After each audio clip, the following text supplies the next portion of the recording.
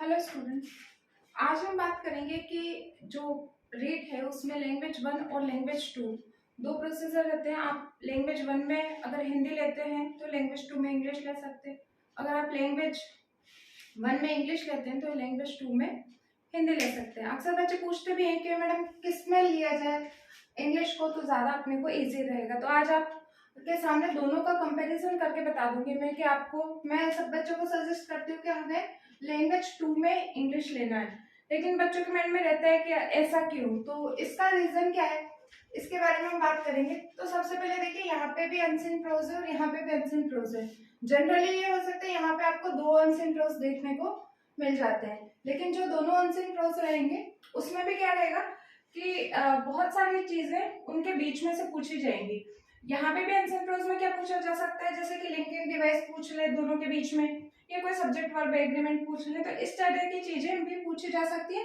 Plus जो उस pros में लिखा हुआ है उसमें से आपको कुछ बताना रहेगा, उसके क्वेश्चन आंसर देने रहेंगे। इसके अलावा लास्ट का एक क्वेश्चन ये भी हो सकता है कि आप इस प्रोज को क्या टाइटल देना चाहोगे, तो ये आपको दोनों सिचुएशन में देखने को मिलेगा। इट मीन्स हम मान सकते हैं कि ये तो कॉमन है। इसके अलावा एंटोनिम, सिनोनिम और वर्ब जो सब्स्टिट्यूशन होते हैं पूरे वाक्य के लिए एक शब्द आपका क्या रहेगा, तो वो। अब इसमें प्रॉब्लम क्या होती है, आप एंटोनिम कितने भी रट लो, सिनोनिम कितने भी रट लो और वन वर्ड सब्स्टिट्यूशन कितने भी रट लो, इनकी कोई काउंटिंग फिक्स नहीं है कि कितने रटने के बाद आपका वहां पे उत्तर बैठ जाता है। कभी कभी आपको आ जाता है और मोस्ट ऑफ द ये देखा जाता है कि इतनी वर्ड वोकेब अपनी अच्छी होती ही नहीं है कि हम इसको प्रॉपर वे में अटेम्प्ट कर पाए।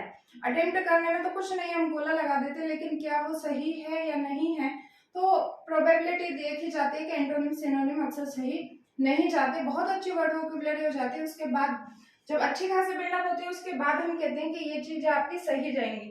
तो अपने आप में एक ये नेगेटिव एरिया हो जाता है कि इसमें आप करेक्ट नहीं कर पाते। इसके अलावा स्पेलिंग्स, स्पेलिंग्स में भी जो सिलेबल्स चलते हैं सिलेबल्स मिलके, जैसे कि हमें हिंदी में देखते हैं कि क आधा होता है और उसको अ मिलके पूरा बनाता है।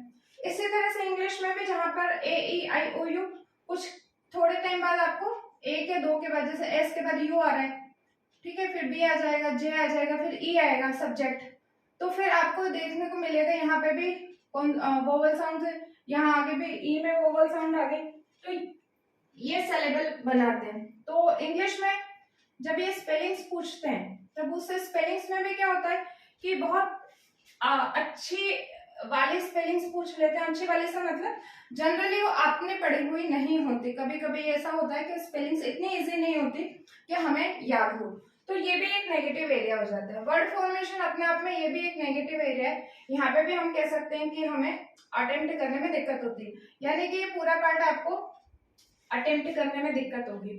प्लस अगर आप इधर देखेंगे तो यहाँ पे लिंकिंग डिवाइस, ये कंजंक्शन ही होते हैं। मैंने आपको पहले बताया था लास्ट क्लास में कि कंजंक्शन आपके लैंग्वेज 2 में लगेगा। ये लिंकिंग डिवाइस तो यहाँ पे है, लेकिन यहाँ पे क्या है, आपका पूरा पार्ट्स ऑफ स्पीच है।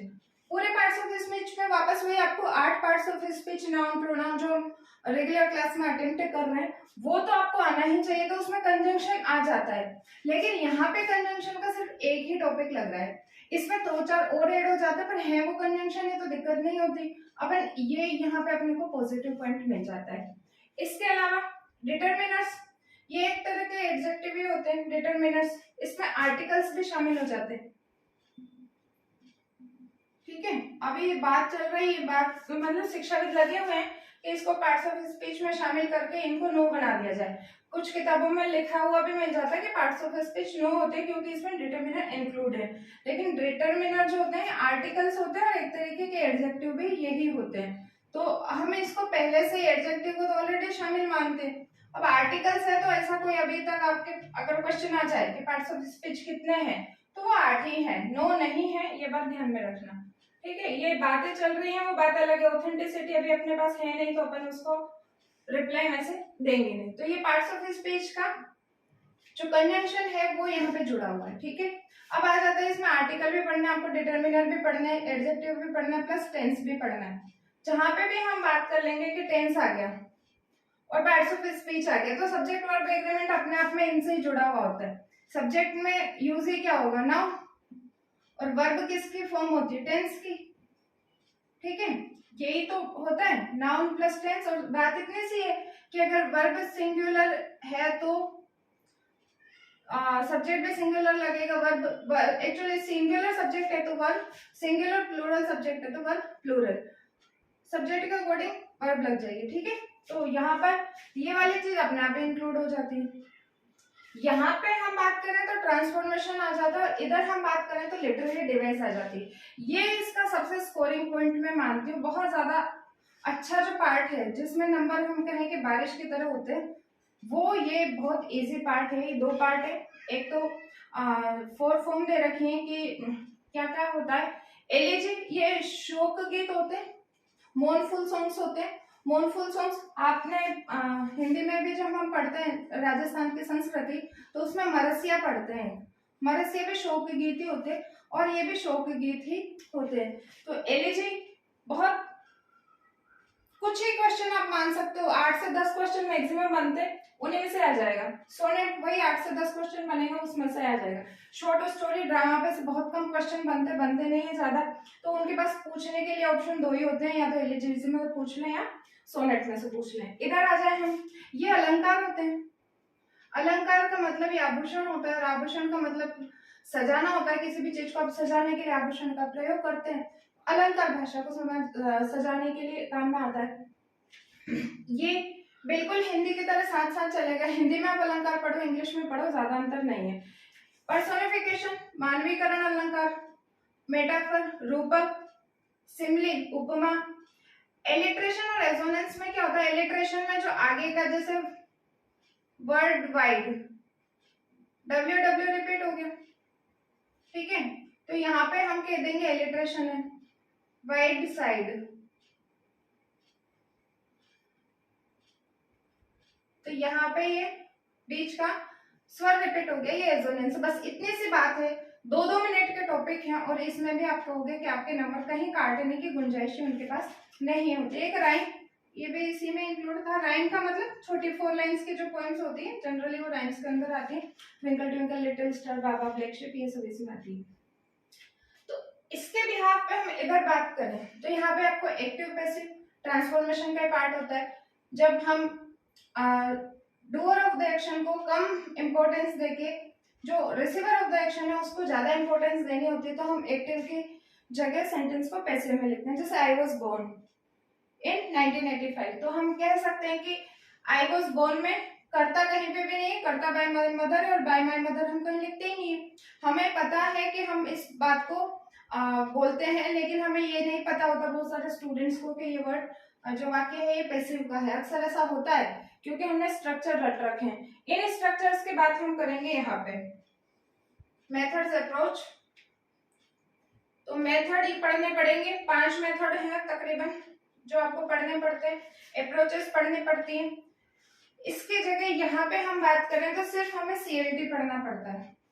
यहाँ पे आपको तकरीबन 8 से 10 मेथड के बीच में पढ़ाई करनी पड़ेगी, और यहाँ पे सिर्फ आपको एक मेथड पढ़ना पड़ेगा CLT।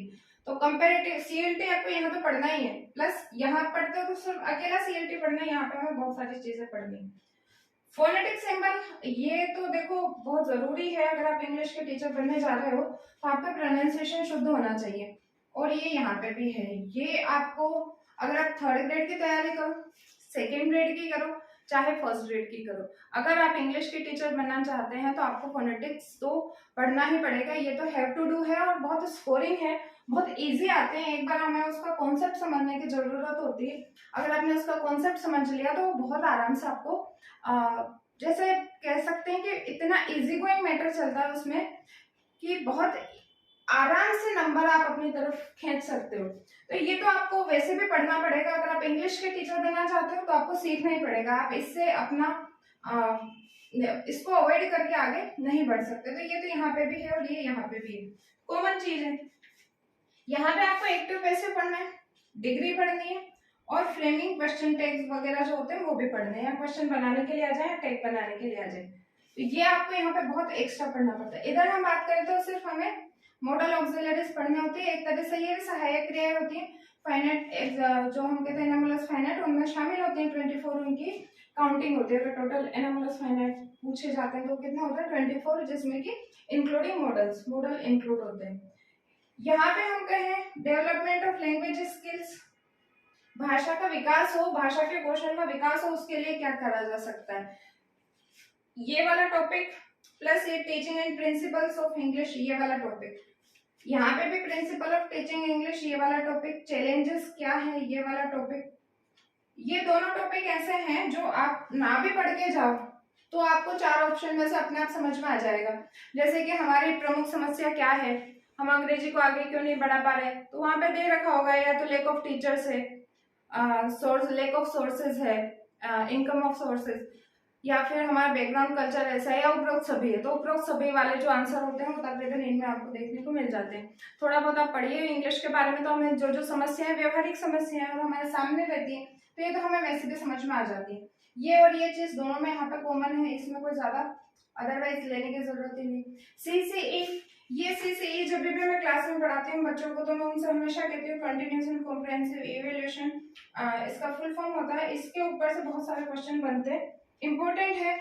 आप हर सब्जेक्ट के रिगार्डिंग पढ़ोगे CCE, अगर आप बीएड के स्टूडेंट हो या STC के स्टूडेंट हो तो आप CCE जरूर पढ़ते हो। इसके अलावा इवैल्यूएशन ऑफ लैंग्वेज प्रोफिशिएंसी, तो ये भी भाषा की दक्षता को समझना। यहाँ पे भी मेथड्स ऑफ इवैल्यूएशन थोड़ा बहुत घुमा के दे रखा है, बाकी चीज वही सेम ही है। और जब इवैल्यूएशन करते हैं तो जो कमजोर बच्चे रह जाते हैं उनके लिए हमें रिमेडियल टीचिंग की व्यवस्था करनी पड़ती है, उपचारात्मक शिक्षण की। तो तकरीबन ये आप जब मूल्यांकन का पाठ पढ़ते हो तो ये चीज आपको पढ़नी पड़ती है। बेनिफिट आपको कहाँ पे है, बहुत ज्यादा। इनमें आपको सबसे ज्यादा बेनिफिट मैं मानती हूँ कि मिलता है। एक अगर वास्तव में पढ़े तो 2 घंटे या 3 घंटे का टॉपिक है जिसमें ये पूरा पार्ट और ये पूरा पार्ट कवर हो जाता है। और बाकी जो चीजें हैं ये तकरीबन अपन करने की कोशिश कर ही रहे हैं, बहुत जल्दी हो भी जाएंगी।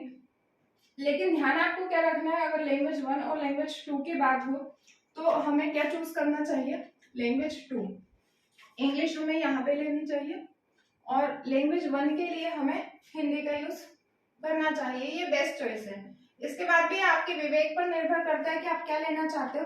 लेकिन अगर आप कोई भी टीचर से पूछोगे, आप खुद ही सिलेबस को देखकर समझने की कोशिश करोगे तो आपको समझ में आ जाएगा कि टीचर्स आपको ये लेने के लिए क्यों कह रहे। बहुत ज्यादा आपको यहाँ पे पढ़ने की जरूरत नहीं। एक फ्रेजल वर्ब्स और इडियम्स होते हैं, इडियम्स तो हम सेंस से समझ जाएं तो भी कर सकते हैं, इडियम्स में कोई ज्यादा दिक्कत नहीं होती रटने के लिए। जैसे एप्पल ऑफ एन आई, आंखों का तारा होना, तो हमें देखने को पता लग रहा है कि हाँ यार ये प्यार वाली चीज हो रही है। एप्पल ऑफ डिस्कॉर्ड, झगड़े की जड़ होना। तो ये आराम से अगर आप थोड़ा सा आप दिमाग लगाए, हम कहें कि थोड़ा सा सेंस को समझ जाए, मेन बात आप अगर सेंस से समझ गए तो यहाँ पे आपको कोई ज्यादा दिक्कत नहीं आती। इडियम्स तो बहुत आसानी से आ जाते हैं। फ्रेजल वर्ब्स ये आपको रटने पड़ेंगे, इसका सोल्यूशन नहीं है तो, और ये एक दिन में रटी भी नहीं जा सकती। फ्रेजल वर्ब्स रटने का सबसे अच्छा तरीका है, एक लेटर लो, जैसे ब्रेक ले लिया हमने तो break in, break out, break off, इन सबको हम एक साथ रट लें, और ज्यादा से ज्यादा एक दिन में 5 या 7, और ब्रेक पे से जितनी बनती है उतनी आप कर लो एक दिन में, और उसके बाद नेक्स्ट डे उसको वापस रिवाइज करके आगे बढ़ जाओ। एक दिन में 4-4, 5-5 करोगे तो you have more than enough time, बहुत टाइम है आपके पास, आप आराम से कर लोगे। मॉडल्स अपने आप में 2 दिन का टॉपिक है, कोई ज्यादा क्लास नहीं लगेगी मॉडल्स के लिए, 2 क्लास में आपका मॉडल हो जाएगा। तो कंपैरिजन हम इसका और इस पार्ट का करते हैं तो हमें बिल्कुल देखने को मिलता है कि ये वाला पार्ट आपका लिए बहुत ज्यादा स्कोरिंग और हेल्पफुल रहेगा। और इसके अलावा भी जो पार्ट है वो कंपैरेटिवली यहाँ पे तो है ही सही, यहाँ पे आपको कम ही पढ़ना है। तो मेरा सजेशन आप लोगों के लिए यही है कि लैंग्वेज 2 में आप इंग्लिश का चयन कीजिए, और बाकी जो आज का वीडियो एक और बनाऊंगी, और वो आपका जो हम प्रोनाउन नाउन हमने कर लिया था, प्रोनाउन के रिगार्डिंग आपका वीडियो रहेगा। Thank you.